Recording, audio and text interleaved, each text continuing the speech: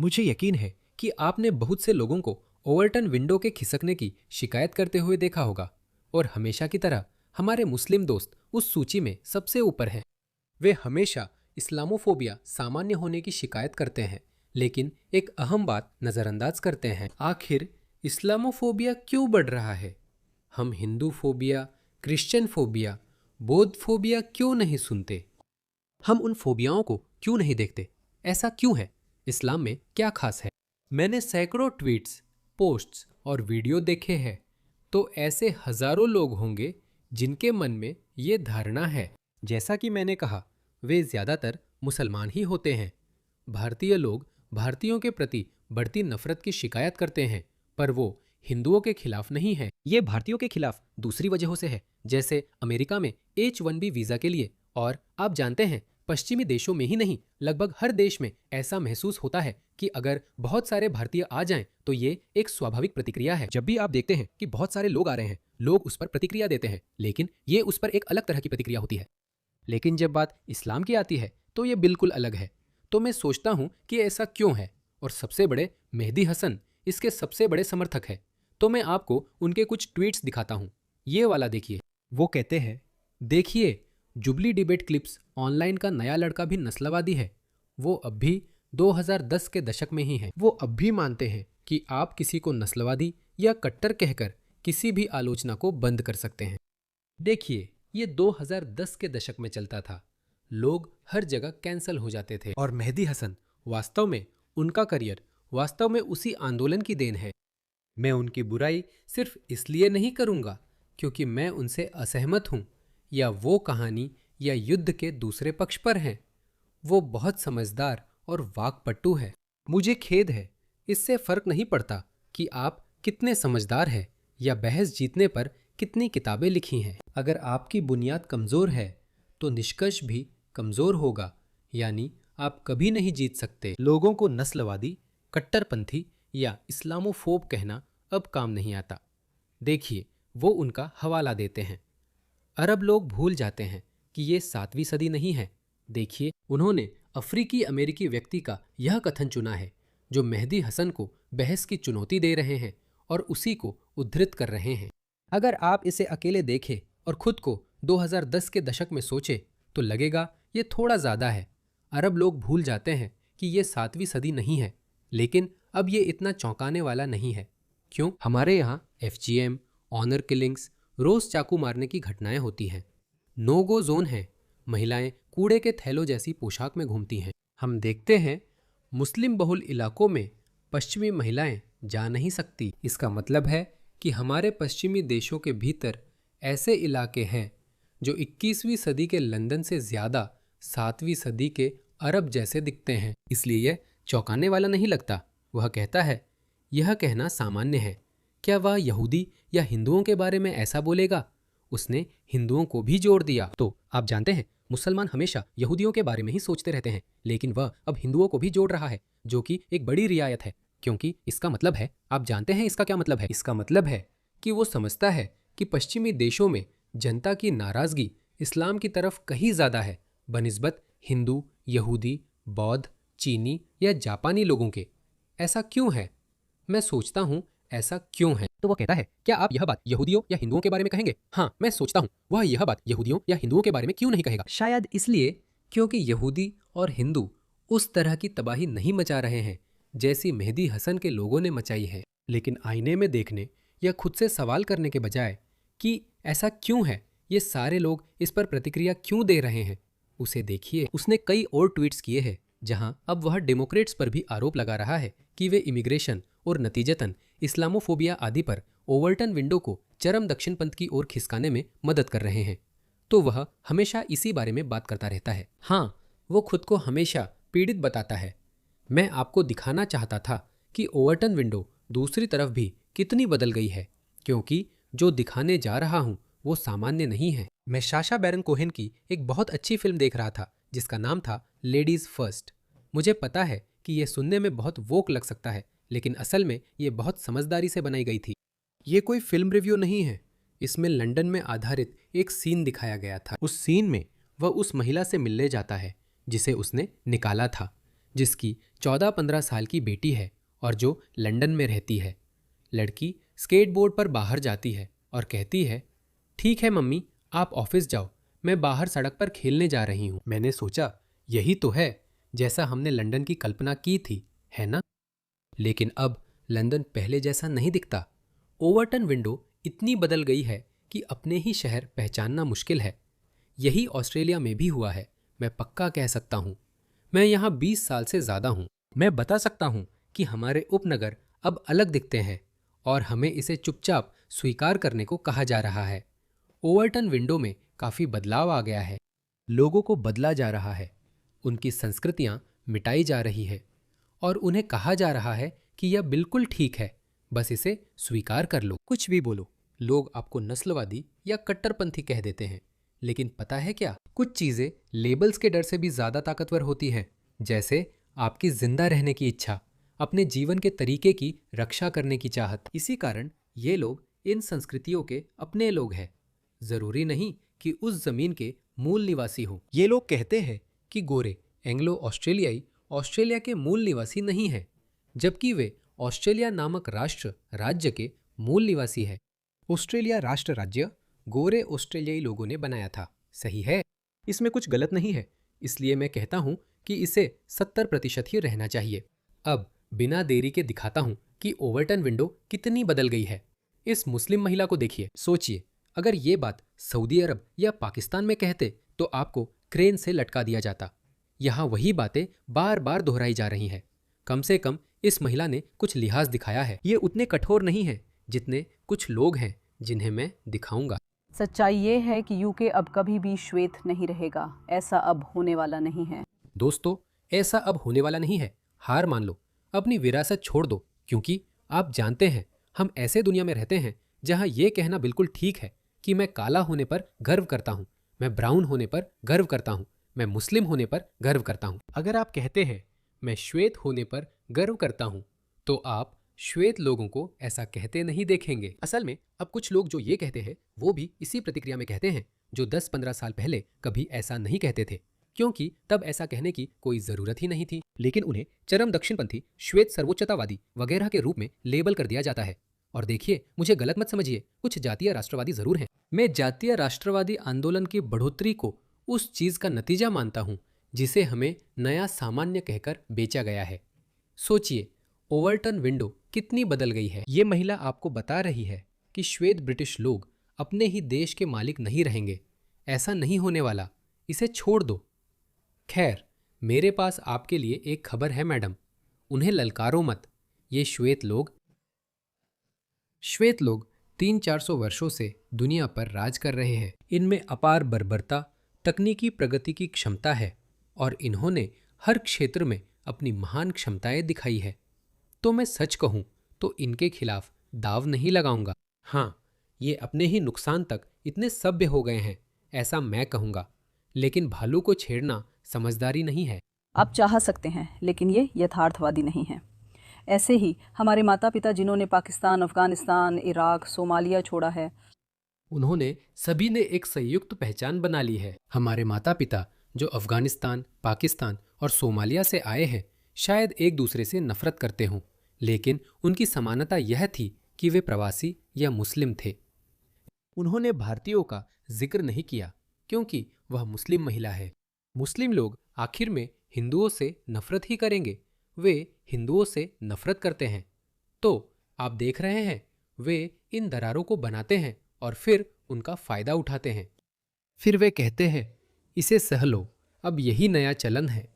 यह सोचना कि वे यहाँ उन देशों को फिर से खड़ा कर सकते हैं और वहाँ जैसी जिंदगी फिर से बना सकते हैं, ऐसा होने वाला नहीं है। और मैं उन्हें देखता हूँ डार्लिंग, उन्हें देखता हूँ, उन्हें उकसाते रहो। मुझे सच में इसमें मज़ा आता है। मैं सोचता था, ये लोग इतना अचानक क्यों कर रहे हैं? ये इसे और चुपके से क्यों नहीं कर रहे? क्योंकि हमारे पास इनकी कई वीडियो हैं। ये कोई कट्टर मुस्लिम नहीं लगती क्योंकि इसने हिजाब या निकाब नहीं पहना। ये पागल मोहम्मद हिजाब या वो मुस्लिम ब्रदरहुड वाले लोगों की तरह बर्ताव नहीं कर रही है, जिन्हें हमने बहुत बार देखा है, जो खुलेआम कहते हैं, जानते हो क्या, हम कब्जा कर लेंगे, तुम्हें दिखाएंगे कि यूके और ऑस्ट्रेलिया कैसे चलाना है वगैरह।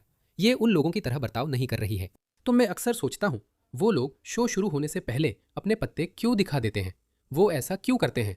लेकिन मेरा मानना है कि उन्हें ऐसा करना पड़ता है क्योंकि उन्हें अपने दर्शकों को तैयार करना होता है। उन्हें अपने लोगों को भी युद्ध के लिए तैयार करना पड़ता है क्योंकि वे समझते हैं कि एक टकराव आने वाला है और आपको अपनी ही सेना को एकजुट करना है। हाँ, आपको भी अपनी सेना को एकजुट करना होता है।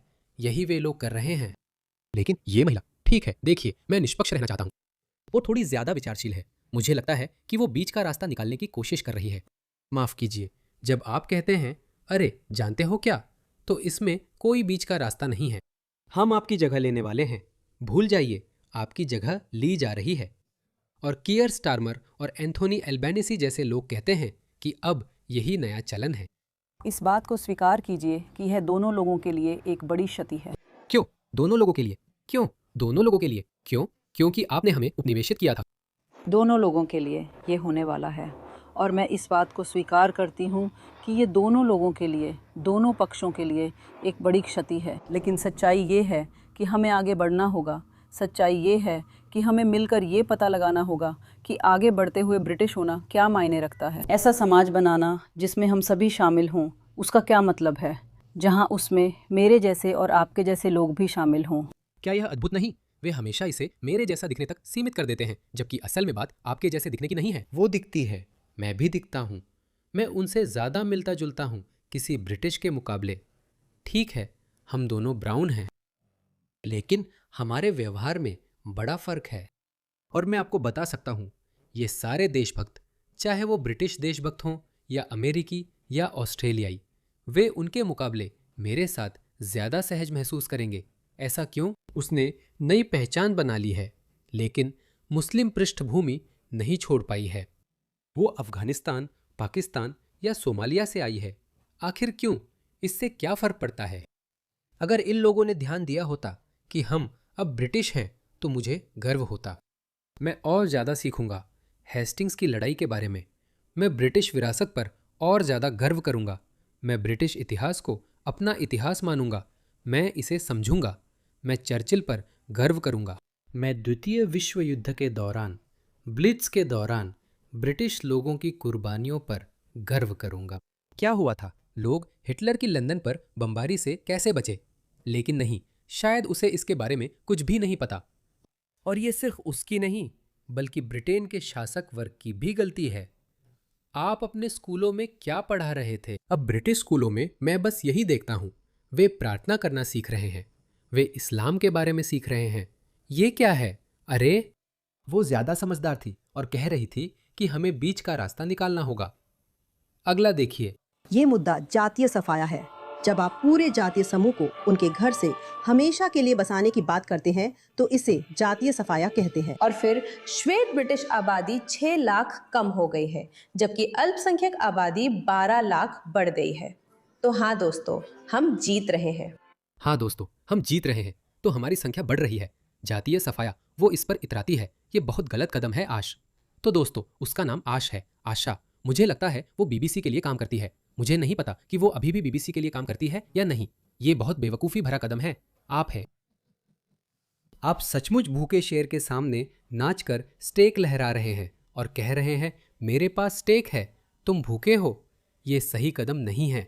मैं बता रहा हूँ, ये सही कदम नहीं है। मैं बस उस शेर के उठ खड़े होने का इंतजार कर रहा हूँ। ब्रिटिश शेर है, ये उठने वाला है दोस्तों, ये उठने वाला है। तो खैर, मेरा कहना ये था, ओवरटन विंडो इतनी बदल चुकी है। हमारे पास लोग हैं, हमारे पास ये लेफ्ट वाले हैं, हमारे पास ये वोक सन की लोग हैं जो अलग अलग पृष्ठभूमि से आते हैं। जाहिर है हमारे पास देशी गोरे वोक सन की भी हैं। आखिर में ये लोग पक्ष बदल लेंगे, क्योंकि कई पहले के वोक लोग अब कंजर्वेटिव पक्ष में जा रहे हैं। अभी हमारे देशभक्त आंदोलन से डेव ह्यूसी जुड़े हैं, जो ऑस्ट्रेलिया के प्रसिद्ध कॉमेडियन हैं। वह बहुत वोक थे, खासकर कोविड के दौरान भी। अब उन्होंने एंथनी एल्बनीजी की कड़ी आलोचना की है और अब वह कह रहे हैं ये समाजवाद के प्रभाव है। नहीं रुको, ह्यूसी, अब समझ आया। ह्यूसी और केट इन द मॉर्निंग, मैं उसका रेडियो शो सुनता था। तो गोरे वोक लोग धीरे धीरे कंजर्वेटिव बनते जाते हैं और ब्राउन लेफ्टिस्ट मुस्लिम जैसे मेहदी हसन खुद को लेफ्टिस्ट दिखाते हैं। वे वही रहेंगे जहां वे हैं और उनकी मूवमेंट ऐन वक्त पर हार जाएगी। जानते हो, हम 50 तक नहीं पहुंचेंगे, लेकिन उनकी संख्या बढ़ती रहेगी। देखो, तुम्हें बताया जा रहा है कि यह सामान्य है, बस स्वीकार कर लो। इसे देखो, यहां कोई ब्रिटिश नहीं है, बस एक था। दोस्तों, ये ब्रिटेन कैसे है? ये ब्रिटेन कैसे है? ये ब्रिटेन नहीं है। आपकी जगह ली जा रही है, आपकी जगह ली जा रही है। यही बात अशोका खुश होकर बता रहे थे। वैसे अशोका एक हिंदू हैं। उन्हें समझ नहीं आता कि जब इस्लामवादी ब्रिटेन पर कब्जा कर लेंगे तो उनके साथ क्या होगा। उन्हें ये बात समझ नहीं आती। तो भारतीय भी इन वोक लेफ्टी पागलों से परेशान है। इसे देखिए, आप जानते हैं लगभग 10 लाख गैर ब्रिटिश लोग यूनाइटेड किंगडम में यूनिवर्सल क्रेडिट लेते हैं। ये यूके का वेलफेयर सिस्टम है, हमारी सेंटरलिंक जैसा। इन्हें देखिए, बाहर की लाइनें देखिए। ये वेलफेयर डिपेंडेंसी सेंटर्स हैं। मुझे नहीं पता ये कहाँ है, लेकिन आप समझ सकते हैं 1 मिलियन पक्की संख्या है। इसे देखिए, ये बर्मिंघम है। बर्मिंघम, ये बर्मिंघम के मेयर की शपथ है। देखिए, एक भी महिला नहीं है, सभी पाकिस्तानी है, कोई ब्रिटिश नहीं है। बर्मिंघम के लॉर्ड मेयर, इन्होंने एक पार्टी रखी है और इन्हें देखिए, इन्हें पश्चिमी कपड़े पहनने की भी परवाह नहीं। इनमें से आधे अंग्रेजी नहीं जानते। बर्मिंघम इंग्लैंड का दूसरा सबसे बड़ा शहर है। ब्रिटेन का, यूके का दूसरा सबसे बड़ा शहर है। देखो जरा, तुम्हें बताया जा रहा है कि ये सामान्य है। ठीक है, मैं तुम्हें फिर से याद दिला दूं, इनमें से कुछ भी सामान्य नहीं है। ये सामान्य नहीं है। इसी दौरान वे इन लोगों को ला रहे हैं। तो असल में तो तुमने पहले ही देख लिया है कि स्थिति कितनी खराब है, लेकिन इसके ऊपर से वे और भी ज्यादा लोगों को ला रहे हैं। हमने ब्रिटिश महिलाओं के खिलाफ यौन हिंसा में तेजी से बढ़ोतरी देखी है। ग्रूमिंग गैंग कांड का पूरा 1 दशक, बल्कि ऐसे कांडों के कई दशक। और अब हमने दंगों, लूटपाट में भी बढ़ोतरी देखी है। और किसी ने इस पर रिसर्च भी की थी। वे बोले, कुछ अजीब हो रहा है। ब्रिटेन के मुख्य बाजार धीरे धीरे उजड़ रहे हैं। आप जानते हैं, ये कोई रातों रात होने वाली चीज नहीं है। जैसे 11 सितंबर अचानक हुआ था, इसीलिए हमारी प्रतिक्रिया भी अचानक हुई। मुसलमानों ने खुद को ढाल लिया और बेहतर हल निकाला। 1 या 2 दशकों में धीरे धीरे ऐसा किया ताकि लोगों को समझ ही ना आए। हम उसी मेंढक की तरह हैं जो कढ़ाई में बैठा रहता है। जैसे आप धीरे धीरे आंच बढ़ाते हैं और हम कोशिश करते हैं, और मेंढक भी अपने शरीर का तापमान एडजस्ट करने की कोशिश करता है। फिर एक समय आता है जब लगता है यहाँ ज्यादा गर्म हो रहा है, अब मैं बाहर भी नहीं कूद सकता। यही हो रहा है। इसके अलावा जो लोग हम और ब्रिटेन लाए, देखिए, अब अवैध प्रवासी भी आ गए हैं। वो चाकू पकड़े हुए है और बस शराब की बोतलें तोड़ रहा है। खासकर देखिए वो कितना आभारी है। देखिए वो कितनी बेताबी से ब्रिटिश समाज का हिस्सा बनना चाहता है। याद है वो मुस्लिम महिला, वो बोली, हमें साथ रहने का रास्ता निकालना होगा। हमें बताया जा रहा है, आपको बताया जा रहा है कि आपको इन जंगली लोगों के साथ रहना ही होगा। ओवरटन विंडो बहुत बदल रही है। हाँ, वह बस नया आया था। इस आदमी को देखो, वो एक ब्रिटिश पाकिस्तानी है जो एक ऐतिहासिक धरोहर वाली दीवार को नष्ट कर रहा है। मैं सच में सोचता था कि ये हेड्रियन की दीवार है, लेकिन मुझे लगता है कि ब्रिटिश लोग बस ऐसे ही दीवारें बनाते हैं।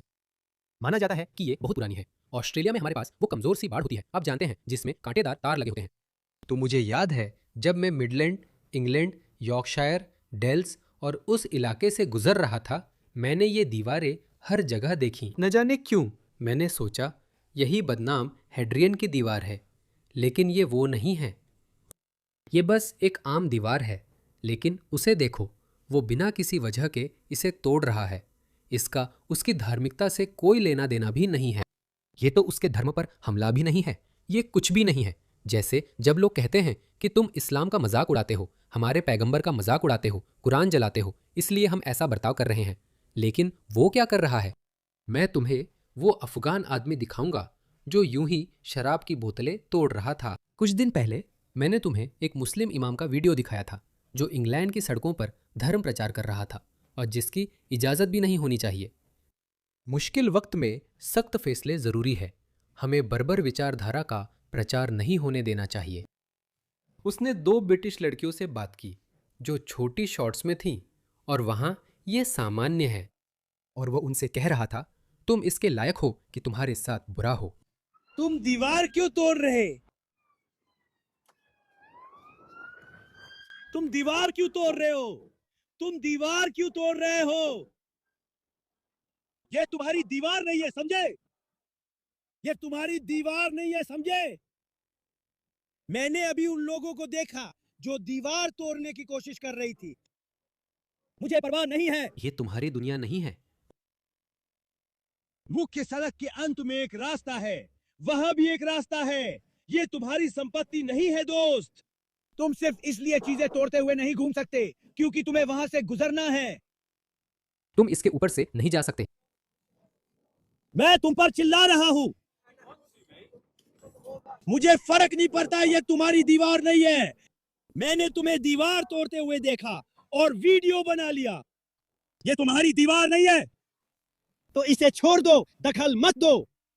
तो फिर दीवार को वैसे ही छोड़ दो। ये सूखे पत्थरों की दीवार है। ये सैकड़ों सालों से खड़ी है, सूखे पत्थरों की बनी है। सैकड़ों सालों से दोस्तों, इसे देखो। उसका ब्रिटिश पाकिस्तानी लहजा है। शायद वो यही जन्मा और पला बढ़ा है। वो तीसरी दुनिया का प्रवासी नहीं है। आप परिवार को तीसरी दुनिया से निकाल सकते हो, लेकिन उनसे तीसरी दुनिया नहीं निकाल सकते जब तक कि आप हैरिस सुल्तान न हो। वाह, सैकड़ों साल!